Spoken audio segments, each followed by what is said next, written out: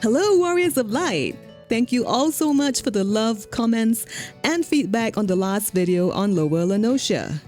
Today, I would like to tell the story about a 1.0 NPC here who survived the calamity just to tell the tale of the 1.0 shared Blacksmith and Armorer job quest.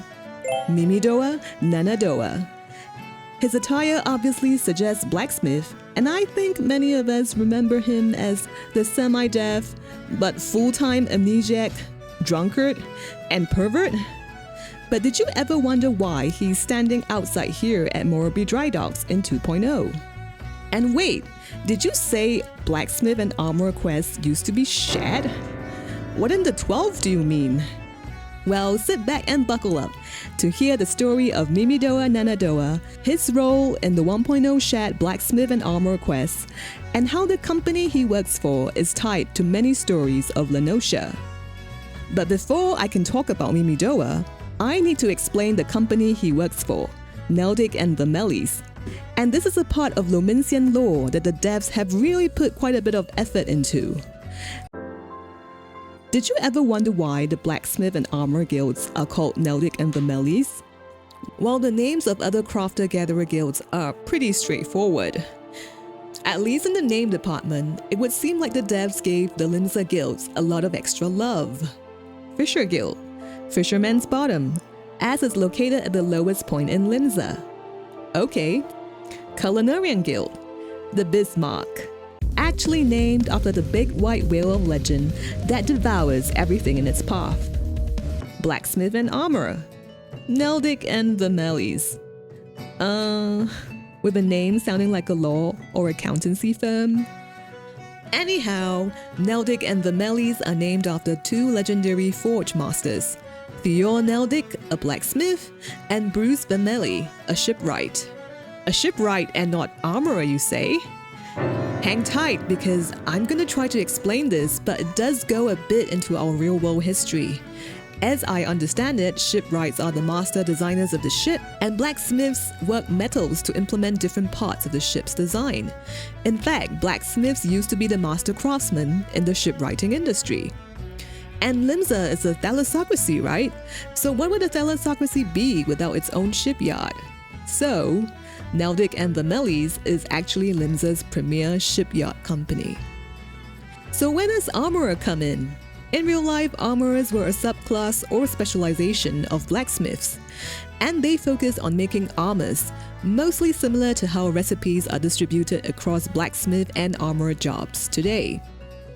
In any case, Naldiq Vymelli are a shipyard company. Shipwrights work closely with blacksmiths to make their ships, and as a result in Final Fantasy XIV, they are home to the blacksmith and armorer guilds.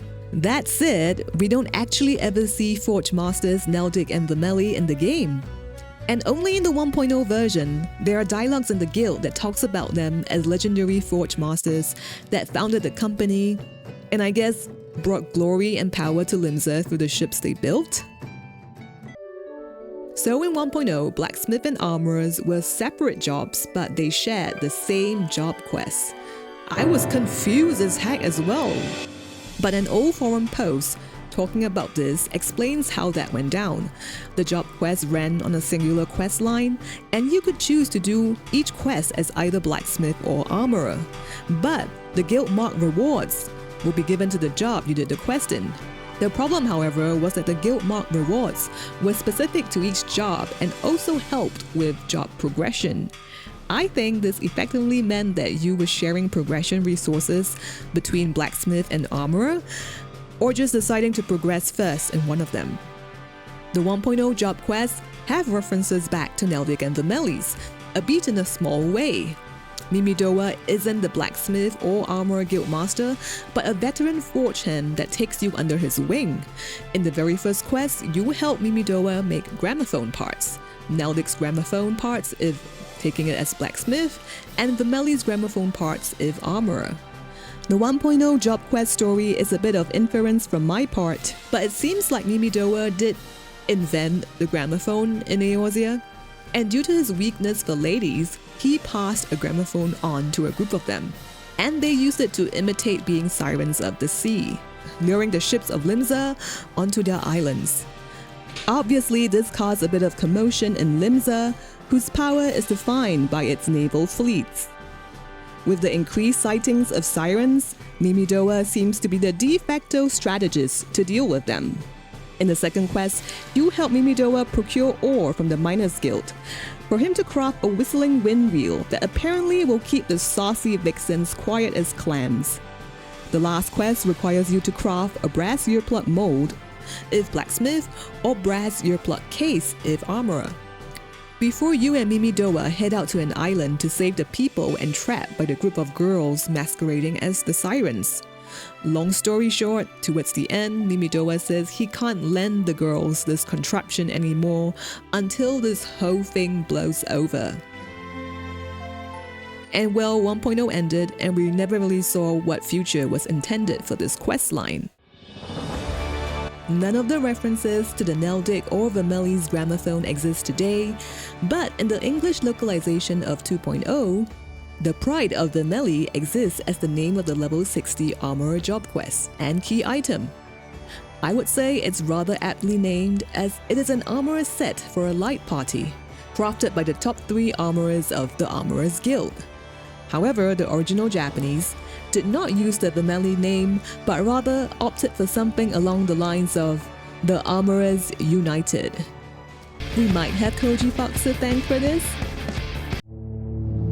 Mimidoa does mention and give you a pair of brass earplugs in the MSQ quest leading up to Garuda, when we are tasked with getting corrupted crystals from Pharos Sirius. Sirens have always been a staple part of FF culture.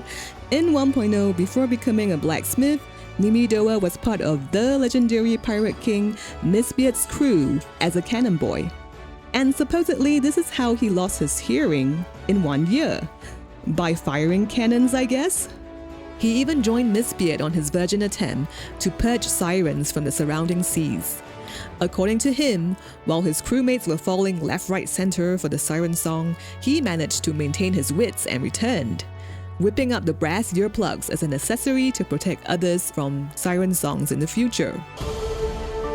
The siren storyline in 2.0 is continued by Pharos Sirius and Mimidoa. Pharos Sirius as a lighthouse actually didn't exist in 1.0, but in 2.0 this is probably one of another very special lighthouse in Noscea, as it's powered by ethereal energy rather than fires as suggested in the case of Ocean's Torch and Limling's Ring.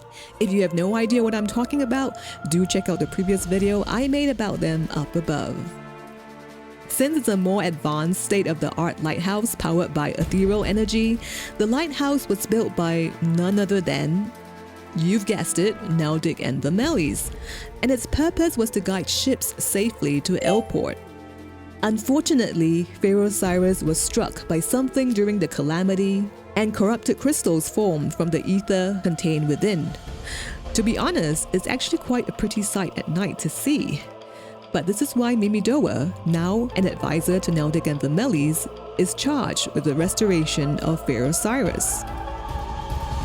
Mimidoa's fate continues to be intertwined with that of sirens, be it real ones or gramophone amplified ones. I don't know if anybody else realized the cheeky irony that the devs put into tying the fate of Mimidoa and sirens together, because this half-deaf pervert doesn't even need his own earplugs, being immune to the seduction of all siren songs. Coming back a little bit into Naldiq and Vymelli's, it seems unfit to not mention some of the things they have constructed for Eorzea. The War Eater in which we fight Leviathan on, the Maelstrom's flagship, the Triumph, that carried the War Eater into battle, the bridge of Ocean's Embrace that reconnected God's Grip back to the mainland after the calamity. Speaking of God's Grip, if you haven't, you should totally check out the video I did about how the region changed from 1.0 up above.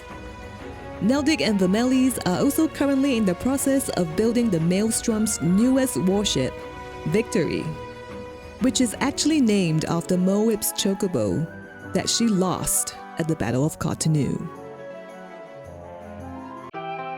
And that's it for this episode. I hope I reminded you of the good times you had with Mimidoa, if any, and hope you enjoyed the results of my small exploration into the curious case of the shared 1.0 Blacksmith and Armorer quest.